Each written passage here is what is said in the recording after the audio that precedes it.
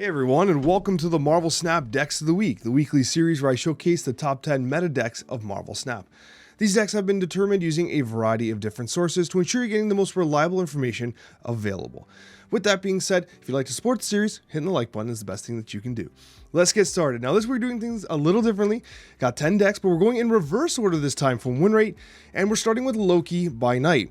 This is currently the highest win rate version of Loki. There are a couple different versions floating around out there, but this seems to be the most consistent. I actually really like the version running even Devil Dinosaur, which is a good splash in here if you want to cut something like the Mirage, or if you don't have Mirage for that matter.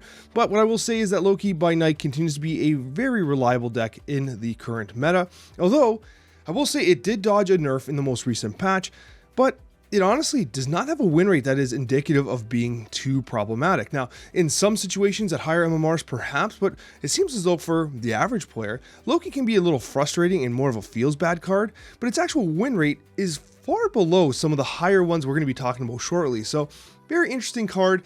Needs to be balanced eventually because it obviously has this very net negative impact on the meta if, your opponents just use your own cards against you all the time, and it's, a little frustrating. But overall, just so you guys know, the win rate is actually hovering much lower than perhaps may be expected. Regardless, Loki, still one of the best decks in the meta. A very fun archetype, although albeit a little frustrating to play against. Then we go into Sebastian Shaw. Sebastian Shaw has seen a couple different versions of him kind of being tested over the last week. Now, one thing that I will note is that there is a version out there running something like a Gladiator, which is pretty cool, but its win rate is slightly below this. The key thing about this deck is you cut something like a Dawkin in favor of the Absorbing Man. You have so many on-reveal cards, and some of which honestly just synergize beautifully with Sebastian Shaw, because if you play Nakia on 3 and you play Absorbing Man on 4, you copy the Nakia effect, Shaw's just getting buffed up in your hand. It doesn't need to be played to get the benefits, so it does have that opportunity to kind of do some serious damage. And of course, you do have the Brood Absorbing Man style play as well. So this deck is currently the highest win rate version of Sebastian Shaw. If you're looking to experiment with the Season Pass card, this is certainly one that you can lean on. Could it even be a top 10 deck list without talking about Shuri and Sauron? Without question, one of the most reliable decks in Marvel Snap. Continues to be absolutely remarkable, continues to be one of the best, continues to be an absolutely fantastic performer, one of the best win rates in the game, and honestly an archetype that's not seeing a lot of play right now. It's kind of falling out of favor perhaps of its very linear playstyle.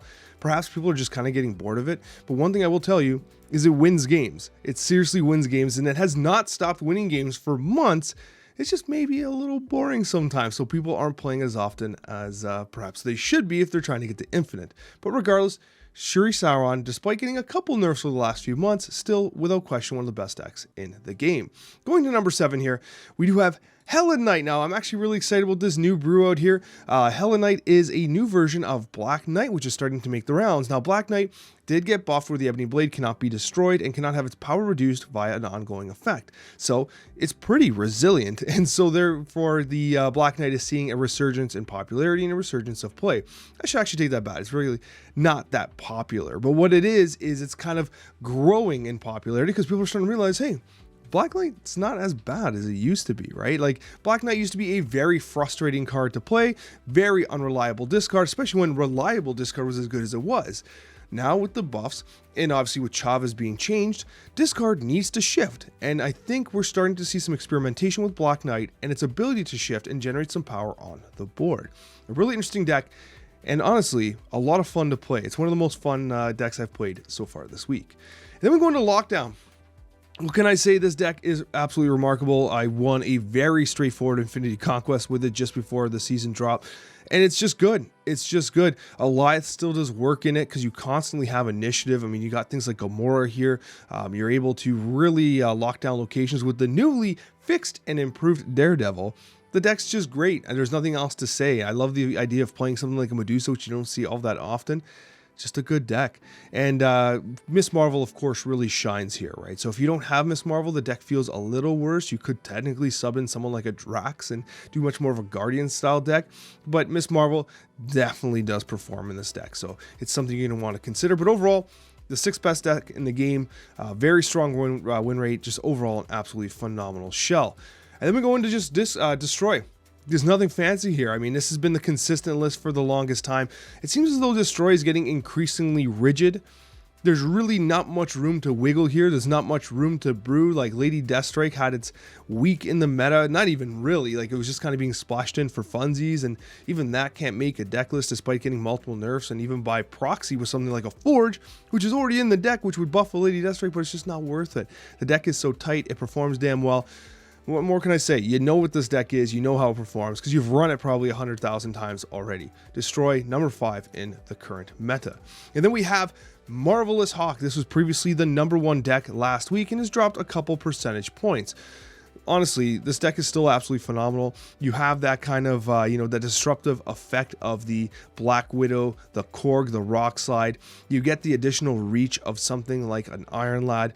And if you don't ultimately, want to throw up those horizontal points with Miss Marvel, you can throw up the vertical points with Darkhawk and, of course, Devil Dinosaur. And even better yet, you can do both of them.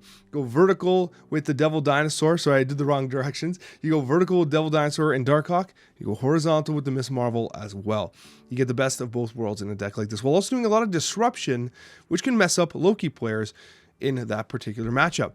The reason why you're seeing so much of these types of cards is because they really do impact the Loki players. So it's pretty good. It's pretty good. A really solid deck, and one that's currently near the top of the meta and has been over the last couple weeks.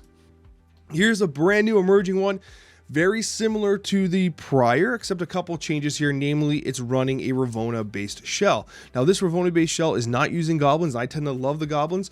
Goblins have been cut because of the prevalence of Annihilus, which is going to be a deck we're talking about shortly. So the result is that if you start throwing green goblins and hobgoblins early, then they just play Annihilus and they send it all back. That really sucks. So this type of deck here has some interesting splashes in it, including a Moon Girl, to make a lot of use of those replicated cards with Ravonna's discount and generating a lot of power, especially when you consider you have an Iron Man, Mystique, and a Miss Marvel. Lots of targets there for the Mystique, and of course, how can I forget Darkhawk, who's of course disrupting everything. That Darkhawk disruption package, literally found everywhere. And for some reason, I don't think it's going to go away anytime soon. But Ravonna Hawk, a really interesting new take on the recently buffed Ravonna, who is honestly one of my favorite cards in the game right now. And then, hey, something stock and standard, we got the She-Not. This is just straight up because Luke Cage got destroyed. Luke Cage's nerf has given She-Not some room to breathe. You're getting a lot of Cyclops value. You're getting a lot of like just general debuffing value. But it's funny that debuff evolutionary is not actually rising as fast as just traditional evolutionary is. So this is currently one of the top win rate versions. Likely because the addition of Cosmo, which often gets cut in the debuff evolutionary list, is beneficial against a lot of these bounce decks, where you're able to kind of preemptively block out the beast bounce when you can kind of say, oh, well, they're setting up in that location, beast is probably coming soon, and you slide the Cosmo in and you block the bounce, which can be beneficial to your game plan. But ultimately, a very strong deck. This one doesn't run the leech either. So there's a couple different versions floating around, and I'm sure as the weeks go on, we'll see some slight modifications, but She-Not continues to be one of the best decks in the meta. Number 1, Annihilus by Night. Annihilus has found itself the chief deck of the current meta simply because, honestly, it's phenomenally good. And I actually called it on the Snapchat weeks ago where I said, hey, give Annihilus a couple weeks where people are less prepared for it, and then all of a sudden you're going to get more and more room to make the magic happen. And that time has finally come. People aren't as prepared for Annihilus, they're not really respecting it as much, and then all of a sudden they see a Sentry and they're like, they know what's coming, but they've got nothing they can do to stop it. You send over the Void, you do all this damage, you put up an amazing spread across the board, and then you just retreat for 2 or 4 cubes. Rare to get 8 cubes with Annihilus because they can kind of see the writing on the wall kind of fast, but ultimately one of the best decks in the current game.